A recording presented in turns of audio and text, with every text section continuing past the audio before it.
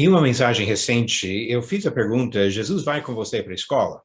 Eu falei da importância dos jovens abordar a educação pensando, em primeiro lugar, sobre Deus e sobre a importância de ser fiel a Deus, independente da circunstância, inclusive no ambiente acadêmico. E frisei também bastante que os pais têm a responsabilidade de educar os filhos, que as escolas podem ajudar ou não, mas que os pais que devem, de fato, assumir a responsabilidade, porque Deus deu essa responsabilidade aos pais. E eu quero continuar hoje, e eu pretendo ainda fazer outras mensagens trabalhando com esse mesmo tema, mas pensando especialmente da educação acadêmica, da perspectiva de cristãos, pais cristãos pensando na educação dos seus filhos. E para hoje eu escolhi uma frase que vem de Mateus capítulo 10, Jesus falando, quando ele enviou os apóstolos ao mundo, e disse em Mateus 10, versículo 16, que estava enviando esses discípulos como ovelhas para o meio de lobos, que estavam saindo agora para um mundo cheio de perigos. E quando os pais enviam seus filhos para a escola, pensamos muito do mesmo jeito, que estamos enviando filhos para um ambiente onde ficam sujeitos às influências, tanto de professores como de colegas. Sabemos que pode ter e esperamos que tenha muitas influências boas nesse contexto, mas também tem influências más. E os pais precisam estar sempre atentos a isso.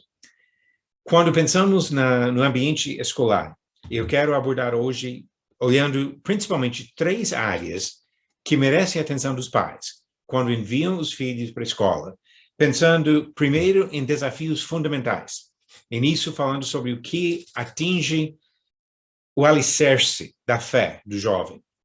Segundo, sobre desafios comportamentais, ensinamentos, modelos, exemplos que afetam até decisões morais, principalmente. E, por último, atitudes prejudiciais, talvez não envolvendo necessariamente uma questão de imoralidade, mas que ainda existem perigos e influências negativas que podem afastar o jovem do caminho do Senhor. Então, são essas 3 áreas que eu quero introduzir hoje, pensando sobre desafios fundamentais, desafios comportamentais e atitudes prejudiciais ao desenvolvimento do jovem. Então, vamos lá, pensando primeiro sobre a questão de desafios fundamentais no sentido de pensar sobre fundação, sobre alicerce. Estou falando aqui de influências na escola que vão atacar diretamente os princípios que servem como a base da fé e da vida do jovem. Nas escolas hoje, jovens enfrentam muito essas questões. Por exemplo, Deus existe? Sabemos que o ensinamento, especialmente nas ciências naturais, é muito voltado à defesa da ideia da evolução, que tudo que existe hoje veio do nada, sem nenhuma inteligência para guiar o processo, simplesmente evoluiu para chegar onde estamos hoje. E se for o caso, não precisa de Deus. E assim, muitos negam a existência de Deus. Outros até olham ao redor, percebem que existem evidências, sim, de um desenho inteligente. Alguém fez este mundo, mas será que é o Deus da Bíblia? Pode ser outro Deus ou deuses que fizeram isso. E assim, tirando essa confiança no Deus das Escrituras. É muito comum, no contexto acadêmico, ataques sobre a própria Bíblia. A Bíblia, para muitos, é tratada como apenas um mito entre vários, um livro de histórias inventadas por homens que explicaram do jeito que entendiam as coisas e inventaram essa ideia de Deus, inventaram a ideia de Jesus, etc.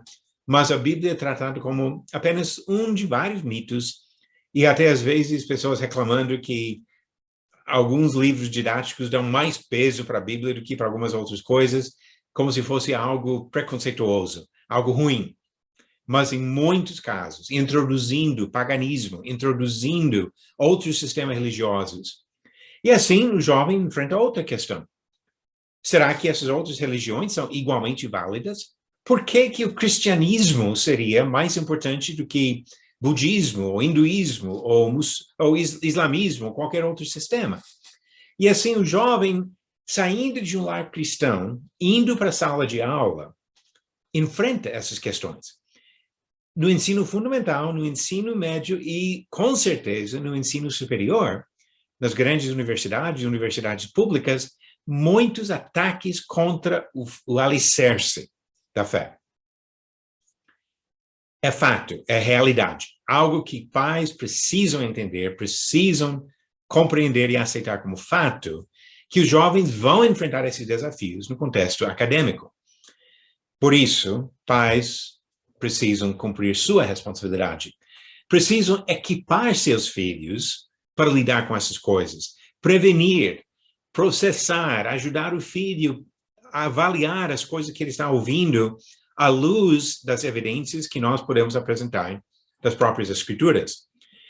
Em 1 Pedro, capítulo 3, Pedro falou uma coisa de ordem, de responsabilidade, que deu para todos nós, e com certeza que pais precisam ser cientes e responsáveis.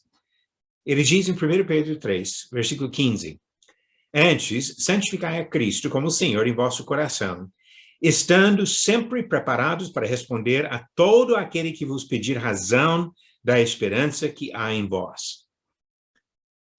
Pai, se você tem esperança da vida eterna, porque você acredita que Jesus é o Filho de Deus, que ele veio e se sacrificou para nos salvar dos nossos pecados.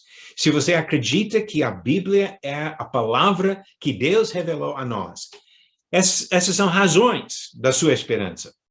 Mas precisa estar preparado para defender essas razões, para explicar essas razões. E isso significa que os pais precisam estudar e precisam repassar as informações estudadas aos filhos. Agora, eu entendo que, às vezes, as questões mais técnicas, levantadas em alguns níveis de educação, podem passar do nível de preparo dos pais.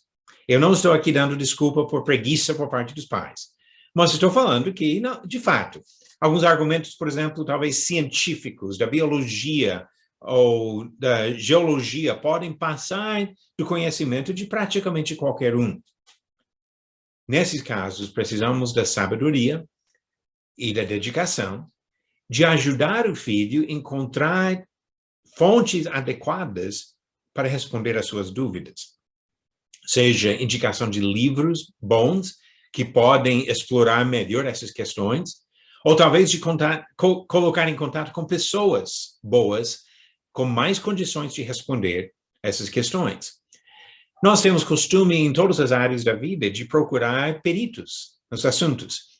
Se precisar consertar um carro, poucos de nós vai ter condições de fazer isso sozinho, leva para uma oficina mecânica. Se tem algum problema de saúde, poucos vão simplesmente resolver o problema sozinho, acaba indo ao médico, pedindo ajuda. E assim em diante. Quando precisamos de ajuda para lidar com alguma questão de conhecimento técnico ou até espiritual, que vai além da nossa experiência, devemos procurar fontes adequadas para isso. Eu vou contar aqui uma história que foi uma coisa muito importante e marcante na minha vida. Quando eu estava estudando o ensino médio, estava com mais ou menos 17 anos de idade na época, e eu gostava muito da matemática e das ciências, especialmente dessas áreas. E nas ciências, eu estava enfrentando muitos desafios. Eu fui criado por pais cristãos. Desde pequeno, eu aprendi histórias bíblicas. Eu tinha uma base sólida nas escrituras. Mas quando começaram a falar sobre a teoria da evolução, e explicando isso de uma forma convincente, eu fiquei um pouco abalado na minha fé.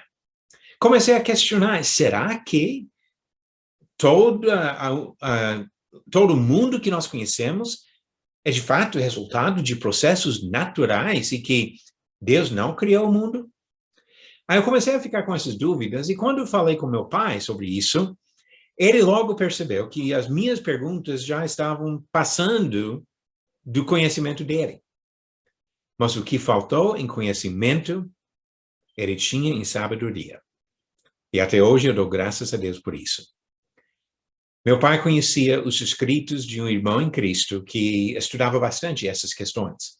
E tinha um conhecimento bem abrangente dessas questões científicas em relação às escrituras.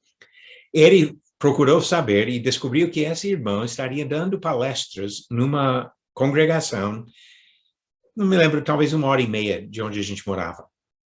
Meu pai fez questão de me levar para ouvir a palestra desse irmão.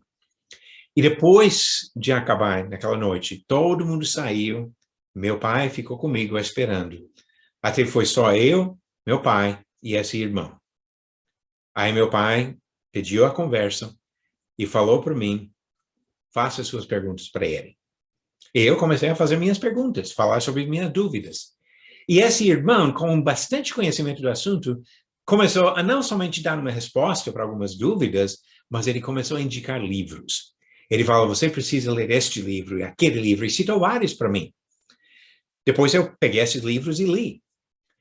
E uns 2 anos depois, eu fui para a faculdade, e quando eu cheguei a estudar um pouco de biologia numa universidade pública, o professor estava apresentando a teoria da evolução como explicação para tudo. Mas baseado nos livros que esse irmão tinha indicado, eu estava preparado.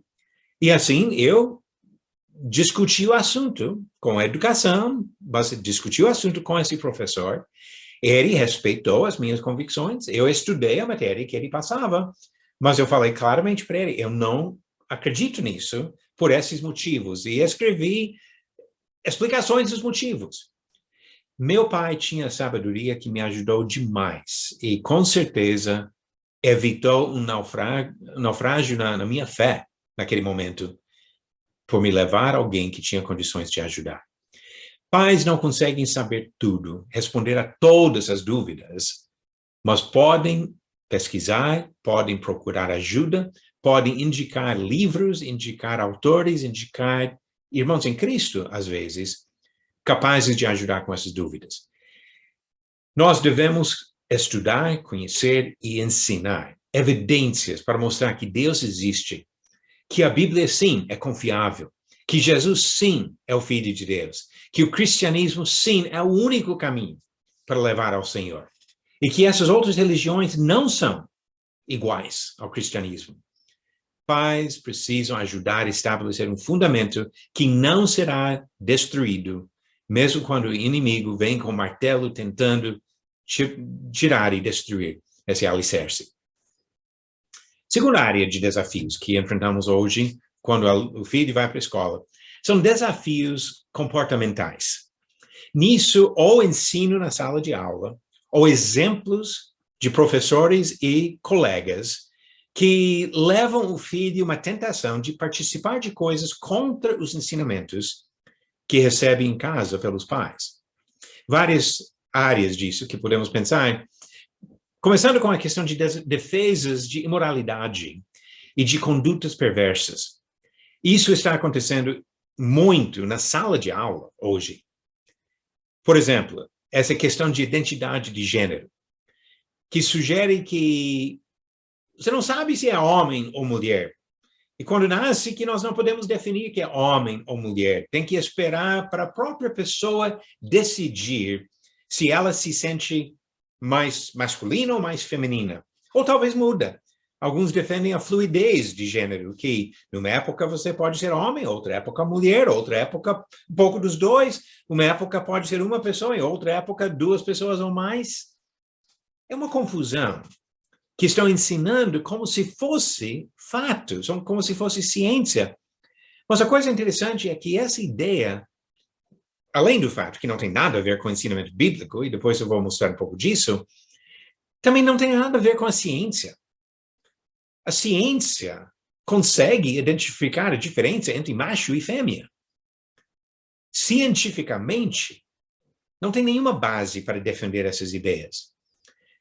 Como também os alunos hoje estão sendo confrontados frequentemente com defesas abertas do homossexualismo.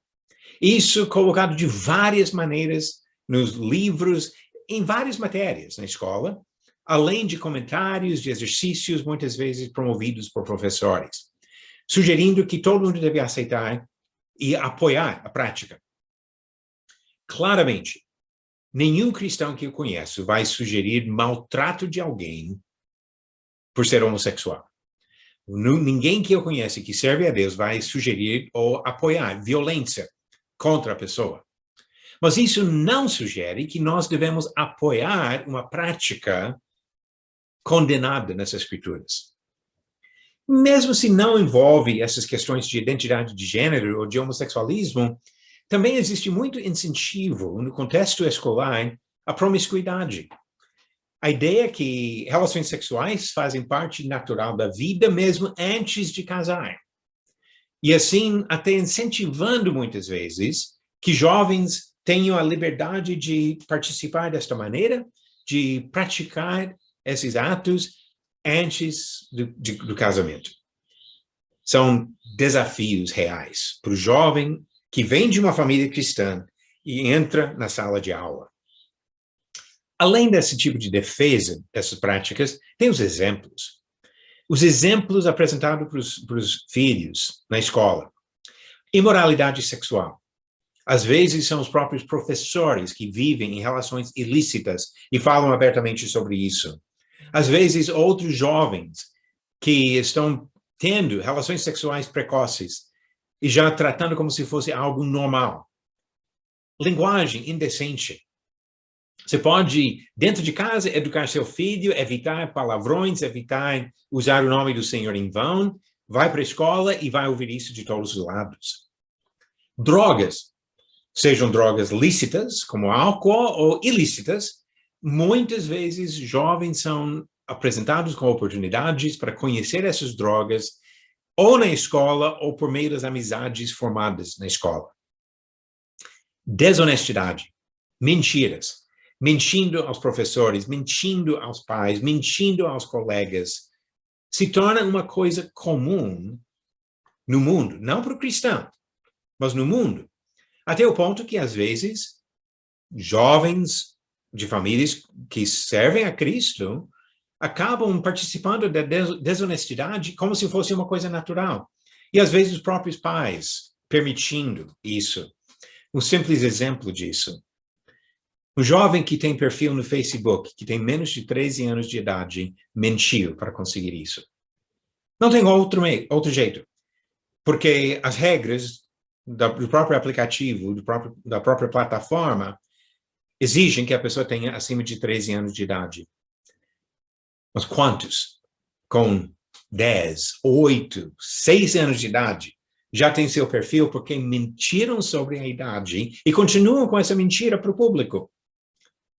E muitas outras coisas também. A tentação a se entregar à desonestidade. E falta de respeito para com a autoridade. Sejam pais, professores, às vezes os próprios professores desrespeitando autoridades governamentais. E assim ensinando para os jovens que é permitido desrespeitar pessoas em posições de autoridade. Não somente o ensino e os exemplos, mas a pressão dos colegas de participar dessas coisas. Às vezes é muito forte. E um jovem que não tem convicções e coragem de ficar em pé e fazer a coisa certa, independente de quem está perto, sofre demais a pressão de se envolver em práticas contra a vontade de Deus. O que nós devemos lembrar é, apesar de todos esses ensinamentos, exemplos, influências, que a palavra do Senhor, a eterna palavra do Senhor, é muito claro no que fala sobre a nossa conduta. E é isso que nós ensinamos aos filhos.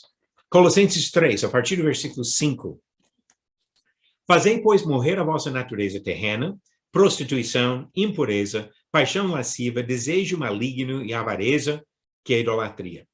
Por estas coisas é que vem a ira de Deus sobre os filhos da desobediência. Ora, nessas mesmas coisas andastes vós também noutro tempo, quando vivieis nelas. Agora, porém, despojai-vos igualmente de tudo isto: ira, indignação, maldade, maledicência, linguagem obscena do vosso falar. Não mintais uns aos outros, uma vez que vos despistes do velho homem com seus feitos, e vos revestistes do novo homem, que se refaz para o pleno conhecimento, segundo a imagem daquele que o criou. É isso que Deus deseja de nós. Vidas santificadas, em que linguagem obscena, mentiras, imoralidade não fazem parte. E pais cristãos desejam isso para seus filhos. A terceira área que eu quero abordar hoje são as atitudes prejudiciais, que às vezes não envolvem diretamente uma prática imoral, mas incentivam atitudes, pensamentos, filosofias na vida do jovem que vão diretamente contra o ensinamento dessas escrituras.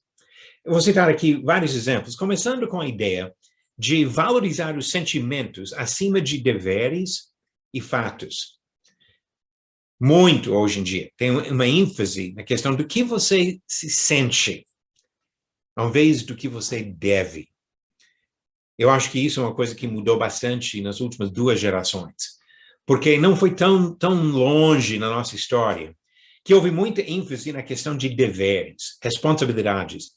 Até quando eu ensinava a posição de alguém na sociedade, era de pensar no bem dos outros e de contribuir, a ideia de sacrifício, de serviço, qualidades boas.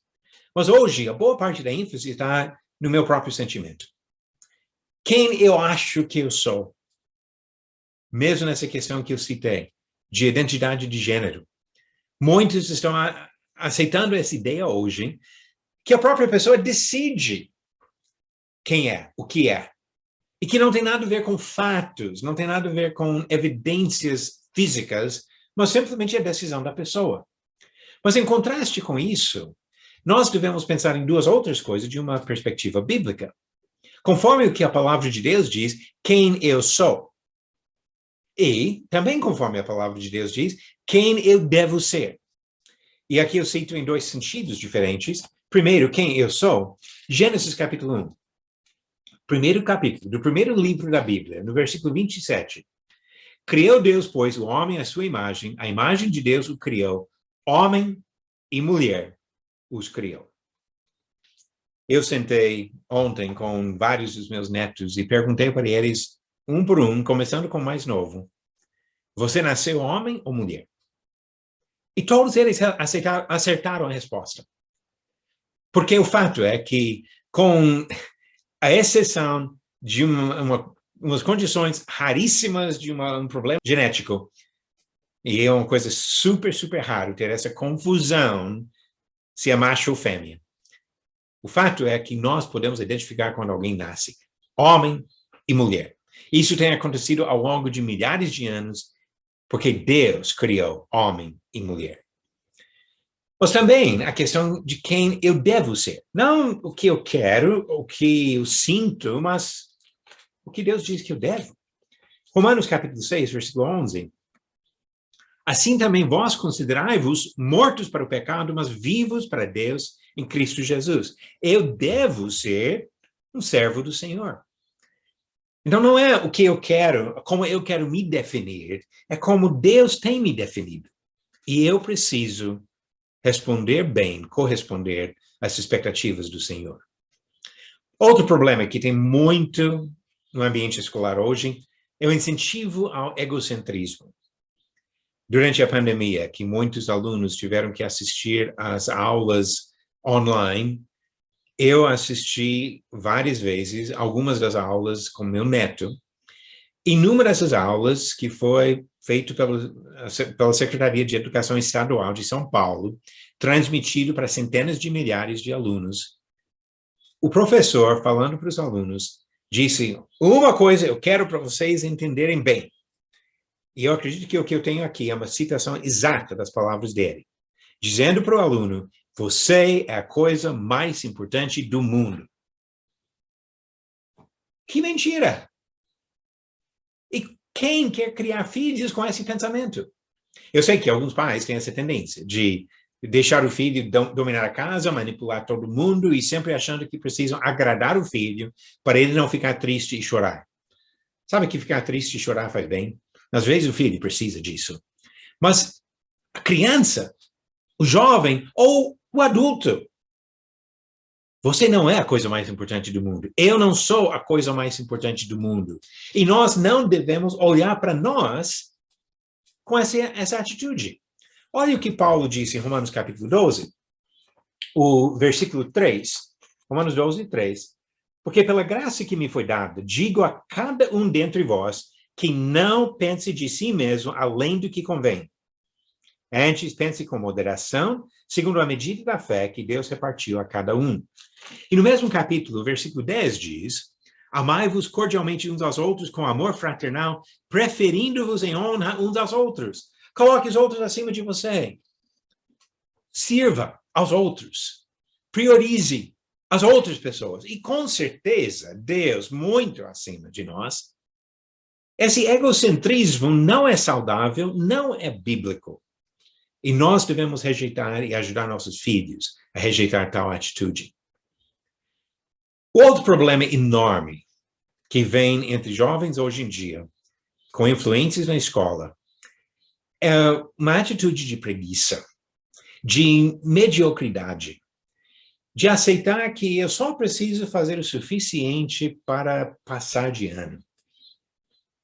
Agora, eu quero deixar claro, um aluno que só tem condições de tirar nota 6, mesmo se esforçando, só consegue uma média de nota 6, mas está se esforçando ao máximo, está realmente se dedicando ao trabalho, e só consegue isso, eu tiro o chapéu para esse jovem.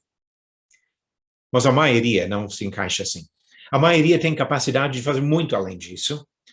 Talvez tirar notas 9, 10, mas o ambiente de muitos outros alunos, e às vezes até a atitude de professores, e muitas vezes de pais, não foi reprovado, então está ótimo. Passou de ano, então está ótimo. Média 6, passou, são notas boas. Para a maioria dos alunos, nota 6 não é uma nota boa. E quando os pais ficam satisfeitos com só o mínimo necessário para passar, estão ensinando para os filhos que a preguiça é aceitável, que você não precisa se esforçar para fazer bem as coisas. Eclesiastes, capítulo 9, versículo 10, diz: o que as suas mãos tiverem para fazer, que o façam com toda a sua força. Pois na sepultura, para onde você vai, não há atividade nem planejamento, não há conhecimento nem sabedoria. Perceberam o princípio dessa primeira parte? O que as suas mãos tiverem que fazer, que o façam com toda a sua força. Se dedique para fazer bem. E nós devemos viver assim. No emprego, vai fazer uma tarefa, faça bem. Preparando o almoço em casa, faça bem. Estudando para uma prova, estude mesmo, para tirar uma nota boa. Escrevendo alguma coisa para entregar para o professor, capriche no que você está fazendo. Se dedique para fazer bem. É isso que nós, como cristãos, devemos ensinar, mas não é isso que os alunos aprendem no contexto das escolas. Olha outras coisas que a Bíblia fala sobre preguiça.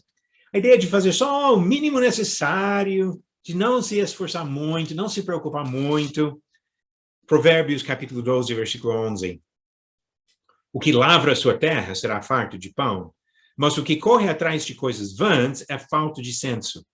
Quantos jovens, quantos adultos estão procurando dinheiro fácil ao invés de se dedicar ao trabalho necessário para conseguir alguma coisa? Provérbios 13, versículo 4. O preguiçoso deseja e nada tem, mas a alma dos diligentes se farta. Capítulo 18, versículo 9. Capítulo 18, versículo 9. Quem é negligente na sua obra já é irmão do desperdiçador. Quantas coisas, quanto tempo desperdiçado por falta de dedicação de aproveitar a oportunidade mesmo. Mesmo livro, capítulo 21, Provérbios 21, o versículo 25. O preguiçoso morre desejando, porque as suas mãos recusam trabalhar.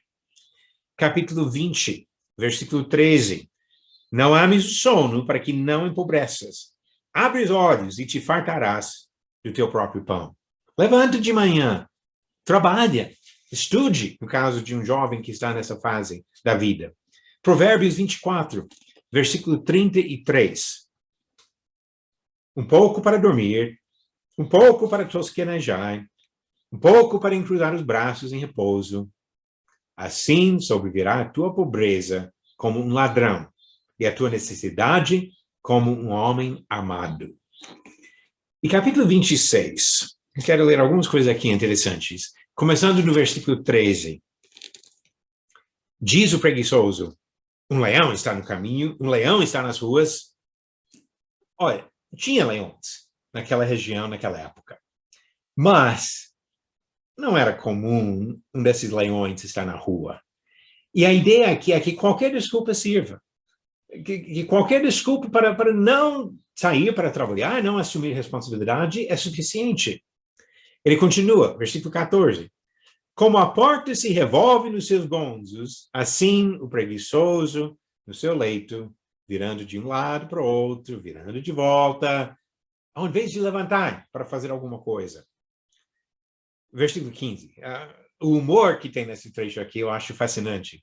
O preguiçoso mete a mão no prato e não quer ter o trabalho de a levar à boca, de nem levantar a comida e colocar na boca. Tão preguiçoso. Versículo 16.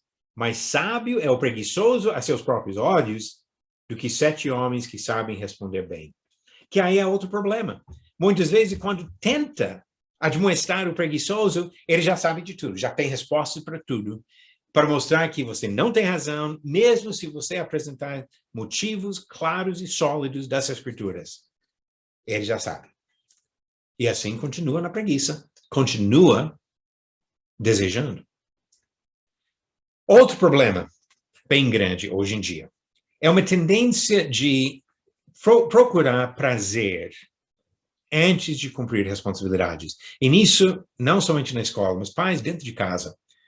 Precisamos ter muito cuidado com as atitudes que nós criamos até nos nossos filhos. A ideia de buscar prazer. Todo mundo gosta de ver o filho feliz. Quando ele tem que limpar o banheiro, ele não fica feliz, mas quando ele está jogando videogame, ele fica feliz. Então, muitos pais preferem a felicidade e, tudo bem, eu vou limpar o banheiro, não é grande coisa. E assim, muitas vezes, passando uma atitude para os filhos que a gratificação, o prazer vem antes de cumprir as responsabilidades. A mesma coisa, às vezes, em termos de trabalho de escola. Não faz a lição de casa porque estava jogando videogame. E esses videogames em si, não estou dizendo que é necessariamente pecado jogar alguma coisa, mas eu conheço pais que deixam os filhos desenfreados com horas e horas e horas de tempo para coisa que não acrescenta nada e, inclusive, que ensina coisas contra a realidade. Um dos meus netos estava conversando comigo recentemente, falando de criar um videogame. E falando como seria esse videogame. E todas as ideias dele nisso. Aí eu perguntei para ele, você já pensou em criar um videogame onde a pessoa joga e se morrer, acabou e nunca mais pode jogar esse videogame? E ele pensou, primeiro, ninguém ia comprar, e segundo, alguém daria um jeito de burlar para ter outra chance. E no caso de videogames, com certeza seria o caso.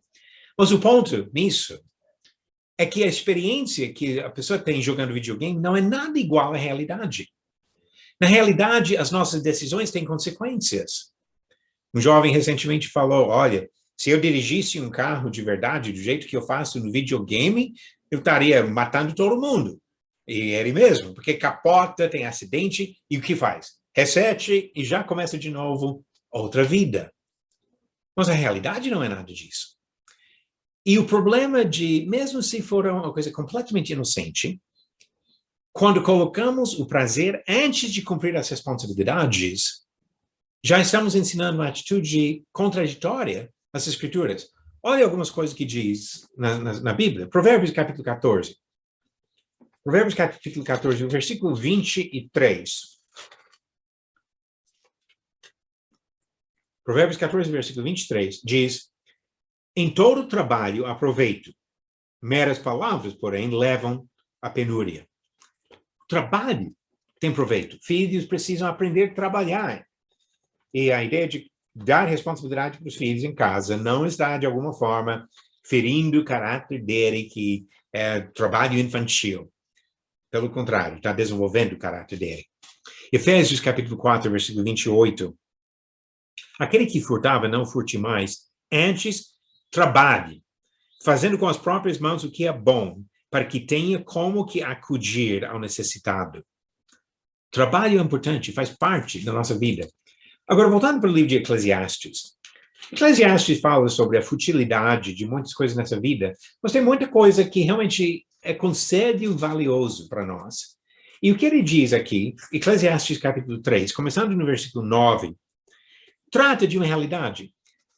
Debaixo do sol, e sabemos que existe um outro contexto maior de dedicação espiritual, mas aqui, olha o que ele diz, a partir do versículo 9. Que proveito tem o trabalhador naquilo com que se afadiga? Viu o trabalho que Deus impôs aos filhos dos homens para com ele os afligir. Tudo fez Deus formoso no seu devido tempo. Também pôs a eternidade no coração do homem, sem que este possa descobrir as obras que Deus fez desde o princípio até o fim. Sei que nada há melhor para o homem do que regozijar-se e levar vida regalada. E também que é dom de Deus, que possa o homem comer, beber e desfrutar o bem de todo o seu trabalho. Não tem nada de errado em sentir prazer em algumas coisas que Deus deixou nessa vida. Tem comidas saborosas, tem vistas lindas que nós podemos ver, talvez viajando, coisas que nós podemos apreciar, da beleza, das coisas que Deus criou. Mas o prazer de sentir o gosto dessas coisas é fruto do trabalho. E nós não devemos inverter e só buscar a felicidade, o prazer antes do trabalho. Pais, nós precisamos nos esforçar para equipar os nossos filhos para enfrentar esses desafios. Eu quero encerrar citando alguns princípios aqui, sugestões de como nós devemos ajudar o filho. Primeiro, eu quero voltar para Mateus capítulo 10. Eu fiz a leitura no início da mensagem da primeira parte do versículo 16, mas eu quero ler o resto do versículo. Quando Jesus mandou os discípulos a sair para pregar, ele disse, em Mateus 10, 26, eis que vos envio como ovelhas para o meio de lobos. Sede, portanto, prudentes como as serpentes e simples como as pombas. É isso que nós queremos para os nossos filhos. Por um lado, uma inocência. Por outro lado, a sabedoria de enxergar perigo quando chega. Queremos que os nossos filhos sejam, como Jesus disse em Mateus capítulo 5, no Sermão do Monte, luz do mundo. No meio das trevas, que brilhe como luz para mostrar que há um caminho verdadeiro, eterno, diferente dos caminhos distorcidos dos homens. Nós queremos desenvolver em nossos filhos a convicção para ficar firme e para tomar a frente, especialmente em questões espirituais e morais. Não a covardia de seguir a multidão, seguir pessoas fazendo coisas erradas e caindo no pecado. E a Bíblia apresenta tantos exemplos para usar nisso. Pense em José, vendido para ser escravo no Egito, longe da família, e quando veio a tentação, que até traria talvez alguma vantagem para ele, recusou, porque seria errado, seria pecado contra Deus e contra o marido daquela mulher. Daniel, oportunidade de subir no governo para uma posição importante, mas como essas coisas aqui, não, Senhor. Sabendo que não ia agradar ao Senhor, e simplesmente recusou, mesmo se tivesse custado a vida. Daniel estava disposto a tomar uma atitude. Nós precisamos de coragem assim. E o jovem que não tem essa coragem precisa de proteção, precisa de apoio, de ajuda, de alguém vigiando para não deixar cair. Nós também precisamos ensinar atitudes que valem para a vida toda. Domínio próprio.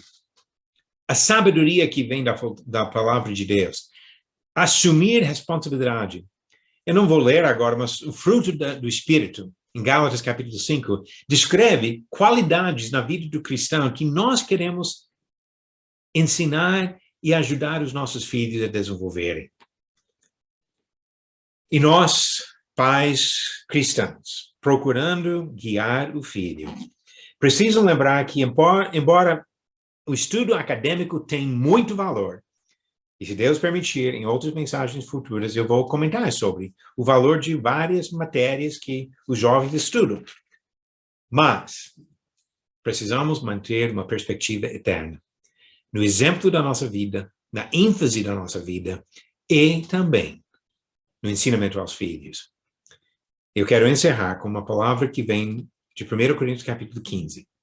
Neste capítulo, Paulo fez uma defesa extensa da doutrina da ressurreição, dizendo que existe a vida eterna. E encerrou o capítulo com essas palavras.